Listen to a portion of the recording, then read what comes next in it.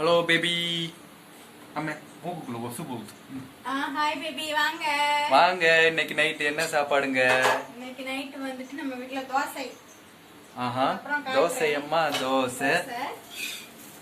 அரிசி மாவு உளுந்து மாவு கலந்து சுட்ட தோசை. எல்லா பேரும் அதுதான் கலந்து சொல்லுவாங்க. எனக்கு 2 தோசை. சரி. அதுக்கப்புறம் உங்களுக்கு வந்துட்டு சாப்பாடு இருக்கு. என்ன சாப்பாடு நமக்கு?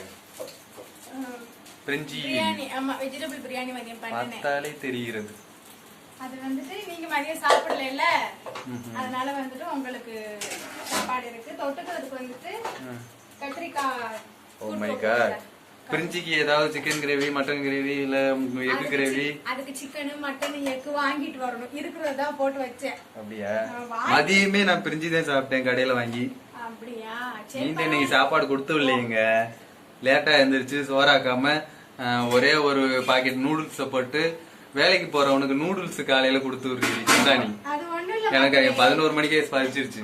என்ன ஆச்சுன்னா இன்னைக்கு நைட்ல இருந்து மழை, சரியான மழையா புடிச்சிச்சு. காலையில எந்திரிக்கும் போதும் ஒரே மழை. நான் நினைச்சேன் இதுக்கு பேர் தான் வாயிலே வடை சுடுறது.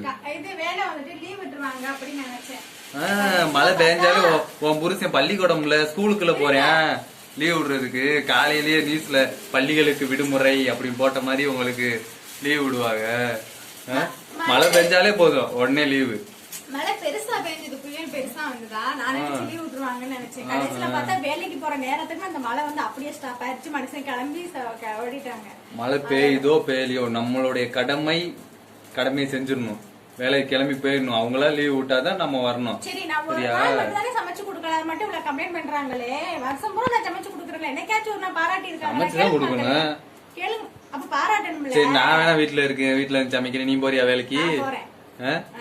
இதே மாதிரி வேலைக்கு போய் இதே மாதிரி நான் வாங்குற சம்பளமே வாங்கிட்டு வரணும். சரியா? சும்மா 5-10 எல்லாம் வாங்கிட்டு வரக்கூடாது. அங்கிட்டு போய் கூட்டுற வேலை ஆயா போயிருக்கு. ஓகேயா?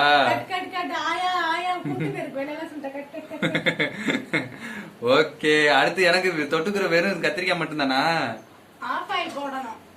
Okay, right. 100 ஆண்டு காலம் வாழ்க.